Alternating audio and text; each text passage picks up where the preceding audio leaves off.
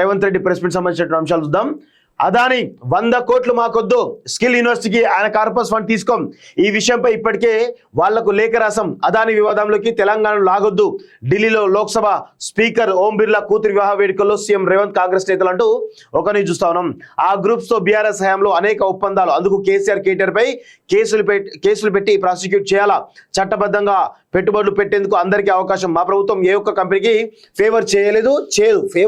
కాకపోతే ఇక్కడ ఉన్నటువంటి నిరుద్యోగ యువతకు ఫేవర్ చేస్తే గనక ఖచ్చితంగా ప్రభుత్వ పరమైనటువంటి ఏ విధమైనటువంటి సహకారం అందించాలో ఆ విధమైనటువంటి సహకారం గత ప్రభుత్వం అందించింది, ఈ ప్రభుత్వం కూడా అందిస్తోంది, భవిష్యత్తులో కూడా వచ్చేటువంటి ప్రభుత్వం కూడా అందేసేటువంటి అవకాశం అయితే చాలా స్పష్టంగా కనబడతా ఉన్నది.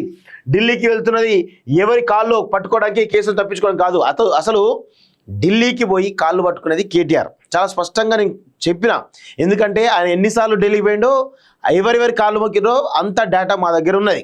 ఆయన అమిత్ షా సంబంధించి కాలు పట్టుకుండా, లేకపోతే ఆర్ఎస్ఎస్ వాళ్ళ కాలు పట్టుకుండా ఏ విధంగా నన్ను సేవ్ చేయమండి అని చెప్పేసి మొర్రో అని ఏడ్చిండో మాకు కూడా తెలుసు. ఆ విషయాలను బయట పెడితే బాగోదు కాబట్టి బయట పెట్టలేకపోతున్నాం. సో రాజకీయ పక్షపాతం లేకుండా కేంద్రాన్ని కలిసినప్పుడే నిధులు రాబట్టుకోగలం. సైకో రామ్ గురించి నేను ఎక్కువగా మాట్లాడను, మీడియాతో సీఎం రేవంత్ అంటూ చూస్తాం. సైకో రామ్ అంటూ కేటీఆర్కి కొత్త పేరు పెట్టిండు.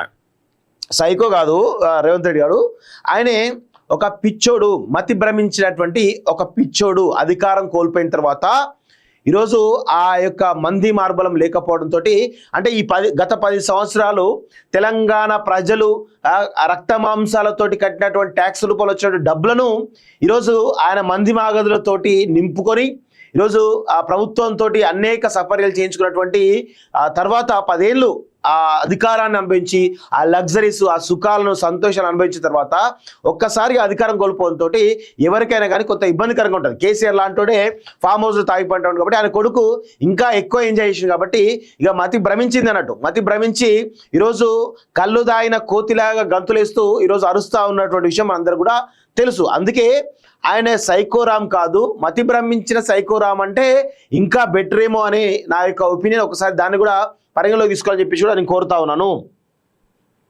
జైలుకు వెళ్తే సీఎం అవుతాడని కేటీఆర్ ఆశ, ఆయన కన్నా ముందే కవిత జైలుకి వెళ్ళి వచ్చారంటూ ఒక సెటైర్ వేసిండు నిన్న రేవంత్ రెడ్డి. సో నిజంగా చాలా నవ్వొచ్చింది. కేటీఆర్ పాపం నేను ఎప్పుడు జైలుకి వెళ్ళాలా, ఎప్పుడు అరెస్ట్ చేయాలి, అరెస్ట్ చేయండి, జైలు పంపేయండి దమ్ముంటే అంటూ ప్రభుత్వానికి సవాల్ ఇస్తున్నాడు. ఎందుకు అంటే నేను జైలుకి వెళ్తే తర్వాత నేనే సీఎం అవుతా అనేటువంటి ఒక భ్రమల్లో కేటీఆర్ ఉన్నాడు. కానీ దానికంటే ముందే కవిత ఆల్రెడీ 5-6 నెలలు జైలుకు వచ్చింది కాబట్టి ఆమెకి అవకాశాలు ఎక్కువ. ఇప్పుడు ఆల్రెడీ ఆమె ప్రజాక్షేత్రంలో దాదాపు 3 నెలల పాటుగా స్తబ్దుగా ఉన్నటువంటి ఆమె అన్ని బ్యాక్గ్రౌండ్లు అన్ని చక్కదిద్దుకొని ప్రజాక్షేత్రంలోకి రీసెంట్గా వస్తున్నటువంటి సంఘటనలు మనం చూస్తూ ఉన్నాం. సో ఆమె ప్రజాక్షేత్రంలోకి వచ్చిందంటే ఖచ్చితంగా కేసీఆర్ కేటీఆర్లకు పెద్ద దెబ్బ అని చెప్పేసి చెప్పొచ్చు. అయితే ఇక్కడ ఇంకొక విషయం చెప్పాలి మిత్రులారా, ఏది అదాని గురించి నిన్న చెప్పడం కూడా జరిగింది. ఈ విషయంలో ఇప్పటికీ వాళ్ళకు లేఖ రాసాం, ఏది స్కిల్ యూనివర్సిటీ సంబంధించినటువంటి కార్పొరేషన్ ఫండ్ తీసుకోమని చెప్పేసి ఆ విషయంలో అదానికి 100 కోట్ల సంబంధించిన దానికి లేఖ రాయడం కూడా జరిగింది. అదాని వివాదాలకి తెలంగాణ లాగొద్దు అంటూ చూస్తా ఉన్నాం కదా. గతంలో అదానికి ఏమేమి కట్టబెట్టిండో ఒకసారి మీకు చెప్పేటువంటి ప్రయత్నం చేస్తాను మిత్రులారా.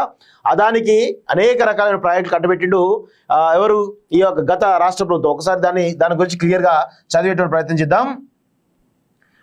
2014 నుంచి 2023 డిసెంబర్ వరకు అదాని తోటి ఏమేమి చేసిరో ఒకసారి చూద్దాం. ఇగో name of the project Adani Elbit Systems defence unit at Mamidipalli. Operational status ఇది ఆపరేషన్లో ఉంది.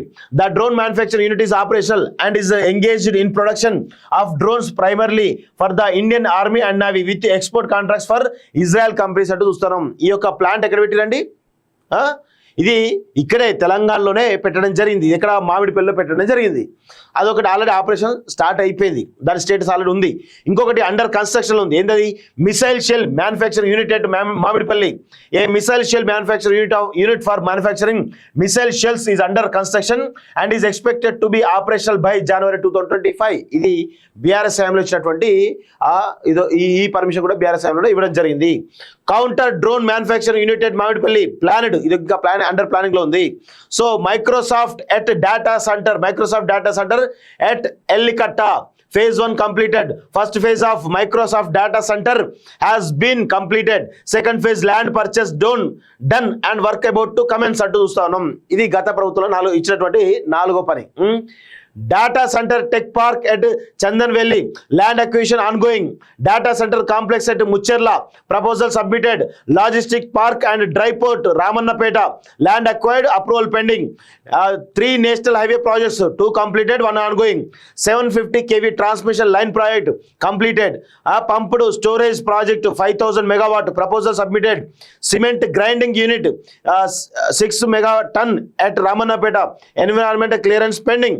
Cement plant at Kodangal EOI submitted అంటూ చూస్తాను. ఇదంతా కూడా 2023 నుంచి 2013 నుంచి 24 వరకు ఏవేవైతే ఉన్నాయో ఒకసారి చూద్దాం. 1 2 3 4 5 5 ఏమో బీఆర్ఎస్ పార్టీ ఇస్తే 1 2 3 4 5 5 ఏమో కాంగ్రెస్ పార్టీ ఇచ్చింది. అంటే వాళ్ళు ఈక్వల్గా ఇచ్చుకున్నట్టు తెలుస్తుంది. బీఆర్ఎస్ 5 ఇచ్చింది ఫేవర్గా, కాంగ్రెస్ పార్టీ 5 ఇచ్చింది. సో దీనిలో ఇక కేటీఆర్ చెప్పాలి, మీరు కూడా ఒక 5 ఇవ్వడం జరిగింది కదా. ఏది అదాని ఎల్బిట్ సిస్టమ్స్ మీ హయాంలో రావడం జరిగింది, మిసైల్ షెల్ మ్యానుఫ్యాక్చరింగ్ మీ హయాంలో రావడం జరిగింది, మైక్రోసాఫ్ట్ డేటా సెంటర్ మీ హయాంలో రావడం జరిగింది. అదేవిధంగా 3 నేషనల్ హైవే ప్రాజెక్ట్స్ మీ హయాంలోనే, అదేవిధంగా 750 ట్రాన్స్మిషన్ లైన్ ప్రాజెక్ట్ మీ హయాంలోనే. మరి వీటికి సమాధానం చెప్తావా కేటీఆర్? ఎందుకే ఊకదుంపుడు ప్రసంగాలు చేస్తూ ప్రజలను డైవర్ట్ చేసే ప్రయత్నం చేస్తావు? మీ హయాంలో అదానికి ఇన్ని వేల కోట్ల పెట్టుబడులకు మీరు అవకాశం ఇచ్చారు కదా, దానికి గల కారణాలు ఏంటి? తెలంగాణ ప్రజలకు చెప్పే సమాధానం దమ్ము ధైర్యం ఉందా నీకు అని మేము అడుగుతా ఉన్నాం. ఈ విధంగా దోకేబాజ్ పనులన్నీ చేస్తూ ఉన్నాడు ఎవరు? కేటీఆర్. గతంలో అదానితోటి అంటగాగిందే వీరు. అదాని ఫ్లైట్లలో, చార్టర్డ్ ఫ్లైట్లలో చట్టాపాటాలు వేసుకొని తిరిగింది ఎవరా అంటే కేసీఆర్. వీళ్ళ కల్వకుంట్ల కాలకీల విషయం అందరికీ తెలుసు.